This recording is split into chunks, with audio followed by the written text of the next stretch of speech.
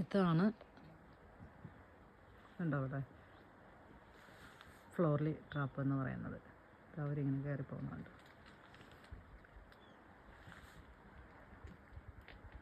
ചെറിയ ചെറിയ സ്റ്റെപ്സാണ് കണ്ടോ, തീരെ ചെറിയ സ്റ്റെപ്സാണ്. 4444 സ്റ്റെപ്സ് ഉണ്ട്.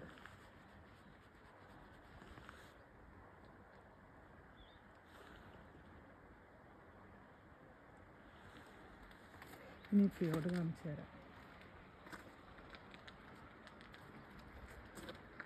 ഈ ഫിയോർഡ് കണ്ടോ എന്ത് ഭംഗിയാണെന്ന് നോക്കിയേ. ഇവിടെ ഒരു ടൂറിസ്റ്റ് ബോട്ട് വരും.